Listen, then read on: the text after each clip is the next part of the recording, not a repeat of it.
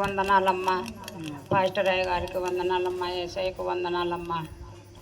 నేను టీ నీళ్ళతోనే మేము ప్రార్థన కూటం పెట్టుకోవాలని అనుకున్నాను. నేను టీ వద్దు ఏమొద్దు, నాకు శక్తి ఉన్న కాడికి భోజనాలు పెడతాను అనుకున్నాను. నేను ఈ సన్నిధిలోకి వచ్చినాక నాకు కాలు నయమైతే వచ్చింది. మీకు అందరికీ వందనాలు. యేసయ్య కలుగును గాక. దేవుడు అద్భుతం చేశాడు. కాలు నొప్పితో భయంకరంగా బాధపడుతూ నడవలేక కూడా మొదట్లో ఉంది. రాను రాను ఇప్పుడు దేవుని సన్నిధిలోనికి వచ్చి దేవుని సన్నిధిలో కూర్చునే ఆరోగ్యం దేవుడు ఇచ్చాడు. యేసయ్య నామానికి స్తుతి కలుగును గాక. ఇంకా మీ జీవితాలలో దేవుడు ఏదైనా అద్భుత కార్యాలు జరిగించినట్లయితే మీరు చెప్పవచ్చు. ఇంకెవరన్నా వ్యక్తిగతంగా మీ జీవితంలో దేవుడు ఏదన్నా మేలు చేసినట్లయితే.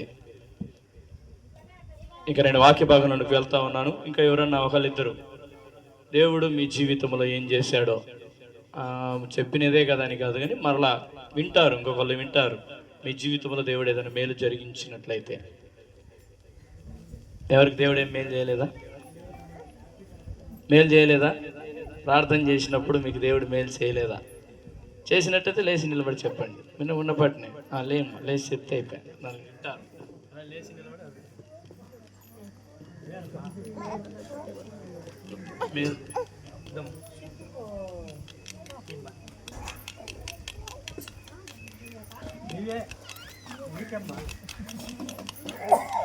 నాకు జ్వరం వచ్చింది. అది కిళ్ళ నొప్పుల జ్వరము. అసలుకు లేవలేకుండా నన్ను లేపాలన్నా పండ పెట్టాలన్నా ఒక మంచి లేపి మళ్ళీ పండ పెట్టాలా, మళ్ళీ కుక్క పెట్టాలన్నా ఒక మంచి కుక్క పెట్టాలా.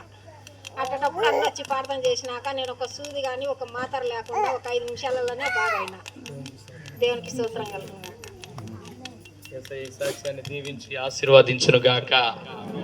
పిల్లరా, యేసయ్య నామానికి మహిమ కలుగును గాక. ఇంకా ఎవరి జీవితాలలో దేవుడు, మీ జీవితాలలో దేవుడు ఏదైనా మేలు జరిగించినట్లయితే మీరు సాక్ష్యాలు చెప్పవచ్చు. ఒకళ్ళిద్దరు ఇంకా ఎవరన్నా మీకు ఎవరికి దేవుడు ఏం మేలు చేయలేదా? మీ జీవితంలో ప్రార్థనలు చేపించుకుంటున్నప్పుడు, నూనె రాసి ప్రార్థన చేసినప్పుడు, ఆ వాటర్ ప్రార్థన చేసి నీళ్ళు తాగినప్పుడు మీకు ఏమన్నా మేలు జరిగితే మీ కుటుంబంలో, మీ పిల్లల జీవితాలలో